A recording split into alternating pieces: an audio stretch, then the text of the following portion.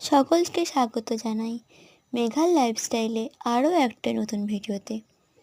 আশা করছি আপনাদের দুর্গাপুজো ভীষণ ভীষণ ভালো কেটেছে। আমারও ভালো কেটেছিল। শুধু একটা ছোট্ট অ্যাক্সিডেন্ট একটু পুজোটাকে এলোমেলো করে দিয়েছিল। যাই হোক, সমস্ত দুঃখ কষ্টকে পাশে সরিয়ে রেখে আমি দুর্গাষ্টমীর জন্য সাজুগুজু করছিলাম। এটা ছিল আমার সন্ধি পুজোর সময়ে পুজো দিতে যাওয়ার আগে সাজ। মোটামুটি সাজগোজ কমপ্লিট। আর কাজল পরতে আমি প্রচণ্ড ভালোবাসি, কিন্তু আমার ডান চোখটাতে আঘাত লেগেছিল, সেই জন্য আর পরা হয়নি। লিপস্টিক পরতে আমি চাই না, খুব একটা ভালোবাসি না। তাছাড়া এই চুড়িদারটার সঙ্গে আমি চাইছিলাম একটা স্নিগ্ধ সৌন্দর্য বজায় রাখার জন্য, তাই আর লিপস্টিকটা পরিনি। আর ভর দুপুরবেলা লিপস্টিক পরার মতো এনার্জিও ছিল না।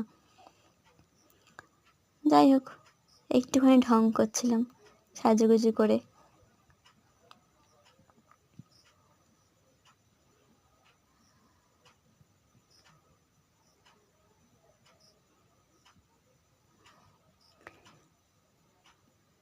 এই যে এত প্রচণ্ড রোদ ছিল, তাই মন্নাটাকে মাথায় দিয়ে দিয়েছিলাম। এটা হলো আমাদের গ্রামের ঠাকুর।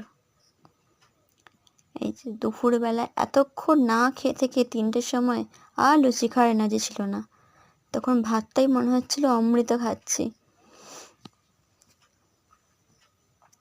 আর আমাদের মেনুতে ছিল পনির, পটল পোস্ত, উচ্ছে ভাজা আর লুচি খাওয়ার তরকারিটা ছিল।